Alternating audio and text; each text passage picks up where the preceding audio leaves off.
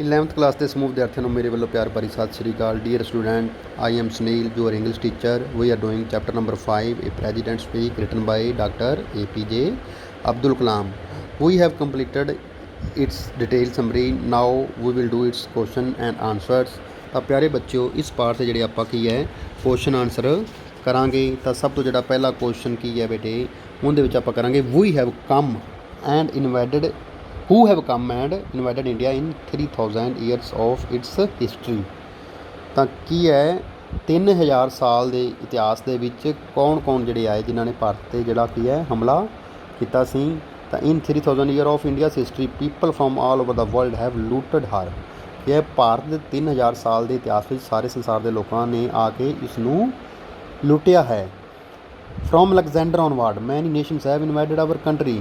ਤਾਂ ਕੀ ਹੈ ਸਿਕੰਦਰ ਤੋਂ ਲੈ ਕੇ ਅਨੇਕਾਂ ਦੇਸ਼ਾਂ ਦੇ ਜਿਹੜਾ ਕੀ ਹੈ ਦੇਸ਼ਾਂ ਨੇ ਸਾਡੇ ਦੇਸ਼ 'ਤੇ ਹਮਲਾ ਕੀਤਾ ਹੈ। They included the Greeks, the Turks, the Mughals, the Portuguese, the British, the French and the Dutch. ਤਾਂ ਉਹਨਾਂ ਵਿੱਚੋਂ ਕੀ ਨੇ ਜਿਹੜਾ ਉਹਨਾਂ ਵਿੱਚੋਂ ਜਿਹੜੇ ਯੂਨਾਨੀ ਗ੍ਰੀਕ ਹੁੰਦੇ ਨੇ, ਯੂਨਾਨੀ, ਤੁਰਕ, ਮੁਗਲ, ਪੁਰਤਗਾਲੀ, ਅੰਗਰੇਜ਼, ਫਰਾਂਸੀਸੀ ਅਤੇ ਹਾਲੈਂਡ ਵਾਸੀ ਜਿਹੜੇ ਨੇ ਜਿਹੜੇ ਡੱਚ, ਜਿਹਨੂੰ ਆਪਾਂ ਹਾਲੈਂਡ ਦੇ ਰਹਿਣ ਵਾਲੇ ਲੋਕਾਂ ਨੂੰ ਆਪਾਂ ਡੱਚ ਕਹਿੰਦੇ ਹਾਂ। ਹਾਲੈਂਡ ਵਾਸੀਆਂ ਨੇ ਕੀ ਆਪਣੇ 'ਤੇ ਜਿਹੜਾ ਹਮਲਾ ਕੀਤਾ ਸੀ ਉਹ ਇਹਨਾਂ ਵਿੱਚ ਸ਼ਾਮਲ ਸੀ। ਦੇ ਟੁੱਕ ਓਵਰ ਵਟ ਵਾਜ਼ ਆਵਰਸ। ਉਹ ਸਾਰਿਆਂ ਨੇ ਆ ਕੇ ਸਾਨੂੰ ਲੁੱਟਿਆ ਤਾਂ ਉਹਨਾਂ ਨੇ ਉਸ ਦੇ ਅਧਿਕਾਰ ਕਰ ਲਿਆ ਜੋ ਸਾਡਾ ਸੀ। ਤਾਂ ਬੇਟੇ ਇਹਦਾ ਨੈਕਸਟ ਕੁਐਸਚਨ ਜਿਹੜਾ ਆਪਾਂ ਇੰਪੋਰਟੈਂਟ ਕੁਐਸਚਨ ਕਰਾਂਗੇ ਜਿਹੜਾ ਉਹਦੇ ਕਿ when according to Kalam did India get it first vision of freedom. ਤਾਂ ਬੇਟੇ ਆਪਾਂ ਕਰ ਚੁੱਕੇ ਹਾਂ according to Kalam India got its first vision of freedom in 1857 when the war of independence was started. ਸਭ ਤੋਂ ਪਹਿਲਾਂ 1857 ਦੇ ਵਿੱਚ ਜਦੋਂ ਪਹਿਲੀ ਆਜ਼ਾਦੀ ਦੀ ਜਿਹੜੀ ਲੜਾਈ ਹੋਈ ਸੀ ਤਾਂ ਉਦੋਂ ਇੰਡੀਆ ਨੇ ਕੀ ਹੈ ਉਹ ਜਿਹੜਾ ਸੁਪਨਾ ਜਿਹੜਾ ਵੇਖਿਆ ਸੀ ਆਜ਼ਾਦੀ ਦਾ। ਪਹਿਲਾਂ what Kalam second vision to for India. Second vision ਕੀ ਹੈ ਕਲਾਮ ਦੇ ਲਈ। ਦੂਸਰਾ ਵਿਜ਼ਨ ਬੇਟੇ ਆਪਾਂ ਗੱਲ ਕੀਤੀ ਸੀ ਡਿਵੈਲਪਮੈਂਟ, ਔਰ ਤੀਸਰਾ ਕੀ ਸੀ ਜਿਹੜਾ ਹੈ ਸਟਰੈਂਥ। ਤਾਂ ਉਹ ਕੀ ਹੈ he wants India to be develop nation. ਉਹ ਚਾਹੁੰਦਾ ਕਿ ਭਾਰਤ ਜਿਹੜਾ ਕੀ ਹੈ ਵਿਕਸਿਤ ਦੇਸ਼ ਬਣੇ। He say that we are among the 5 top nations of the world. ਤਾਂ ਆਪਾਂ ਜਿਹੜੇ ਸੰਸਾਰ ਦੇ 5 ਮਹਾਨ ਦੇਸ਼ਾਂ ਵਿੱਚੋਂ ਆ ਜਿਨ੍ਹਾਂ ਦਾ ਕੀ ਹੈ GDP ਦੇ ਉਹਨਾਂ ਦੇ ਬਰਾਬਰ ਹੈ। ਅੱਗੇ who does Kalam was India to be a strong military and economic power. ਕਿਉਂ ਚਾਹੁੰਦਾ ਹੈ ਕਿ ਵਾਈ ਡਜ਼ ਕਲਾਮ ਇੰਡੀਆ ਦੇ ਕੋਲ strong military and economic power ਹੋਵੇ। For 50 years India has been developing nation.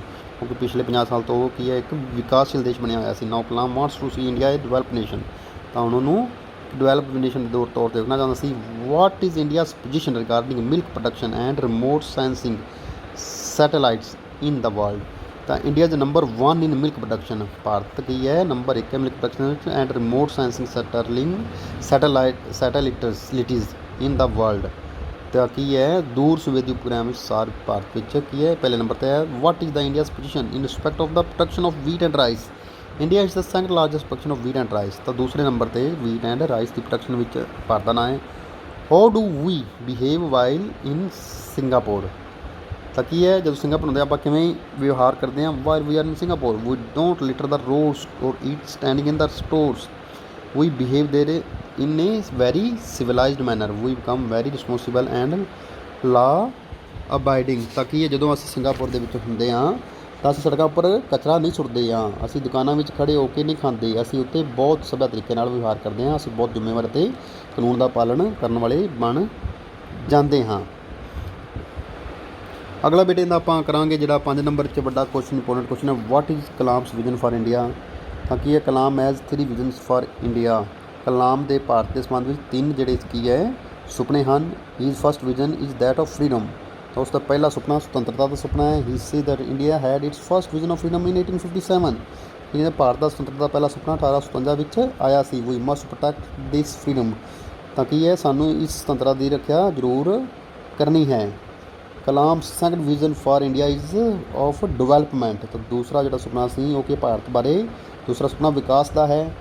He wants India to be developed nation. ਉਹ ਚਾਹੁੰਦਾ ਹੈ ਕਿ ਭਾਰਤ ਕੀ ਇੱਕ ਵਿਕਸਿਤ ਦੇਸ਼ ਬਣੇ। He say that we are among the 5 top nations of the world in terms of GDP। ਤਾਂ ਉਹ ਕੀ ਕਹਿੰਦਾ ਹੈ ਕਿ ਘਰੇਲੂ ਜਿਹੜਾ ਕੀ ਹੈ ਕੁੱਲ ਘਰੇਲੂ ਉਤਪਾਦ ਦੀ ਦ੍ਰਿਸ਼ਟੀ ਤੋਂ ਅਸੀਂ ਸੰਸਾਰ ਦੇ 5 ਚੋਟੀ ਦੇ ਦੇਸ਼ਾਂ ਵਿੱਚ ਹਾਂ। Our achievements are being globally recognised. ਔਰ ਕੀ ਹੈ, ਸਾਡੀਆਂ ਜਿਹੜੀਆਂ ਪ੍ਰਾਪਤੀਆਂ ਦਾ ਪੂਰੇ ਵਿਸ਼ਵ ਵਿੱਚ ਸਨਮਾਨ ਹੋ ਰਿਹਾ ਹੈ। Yet we don't see our self as the develop nation. ਤਾਂ ਫਿਰ ਵੀ ਕੀ ਹੈ, ਅਸੀਂ ਆਪਣੇ ਆਪ ਨੂੰ ਇੱਕ ਉੱਨਤ ਰਾਸ਼ਟਰ ਦੇ ਰੂਪ ਵਿੱਚ ਨਹੀਂ ਦੇਖਦੇ ਹਾਂ। It is because we lack self confidence. ਕਿਉਂ? ਇਹ ਕਿਸ ਕਰਕੇ ਹੈ? ਕਿਉਂਕਿ ਸਾਡੇ ਵਿੱਚ ਆਤਮ ਵਿਸ਼ਵਾਸ ਦੀ ਜਿਹੜੀ ਹੈ ਕਮੀ ਹੈ। ਵੀ ਮਸਟ ਹੈਵ ਸੈਲਫ ਕੌਨਫੀਡੈਂਸ। ਤਾਂ ਸਾਡੇ ਵਿੱਚ ਕੀ ਹੈ, ਆਤਮ ਵਿਸ਼ਵਾਸ ਜ਼ਰੂਰ ਹੋਣਾ ਚਾਹੀਦਾ ਹੈ। Kalam's third vision is to see India as a strong nation. ਤਾਂ ਕਲਾਮ ਦਾ ਜਿਹੜਾ ਕੀ ਹੈ, ਤੀਜਾ ਜਿਹੜਾ ਸੁਪਨਾ ਹੈ, ਭਾਰਤ ਨੂੰ ਇੱਕ ਸ਼ਕਤੀਸ਼ਾਲੀ ਰਾਸ਼ਟਰ ਦੇ ਰੂਪ ਵਿੱਚ ਵੇਖਣਾ ਹੈ। He wants India to stand up in the world to the world. ਕੀ ਹੈ, ਉਹ ਚਾਹੁੰਦਾ ਕਿ ਭਾਰਤ ਸੰਸਾਰ ਦੇ ਸਾਹਮਣੇ ਛਾਤੀ ਤਾਣ ਕੇ ਖੜਾ ਹੋ ਜਾਵੇ। He says that we must be strong as a military power and also as a economic power. ਉਹ ਕਹਿੰਦਾ ਕਿ ਸਾਨੂੰ ਇੱਕ ਸੈਨਿਕ ਸ਼ਕਤੀ ਦੇ ਰੂਪ ਵਿੱਚ ਅਤੇ ਇੱਕ ਆਰਥਿਕ ਸ਼ਕਤੀ ਦੇ ਰੂਪ ਵਿੱਚ ਤਾਕਤਵਰ ਹੋਣਾ ਚਾਹੀਦਾ ਹੈ। ਤਾਂ ਪਿਆਰੇ ਬੱਚਿਓ, ਇਸ ਪਾਠ ਦਾ ਜਿਹੜੇ ਅਗਲੇ ਪ੍ਰਸ਼ਨ ਆਪਾਂ ਨੈਕਸਟ ਸੈਸ਼ਨ 'ਚ ਕਰਾਂਗੇ। Thank you very much.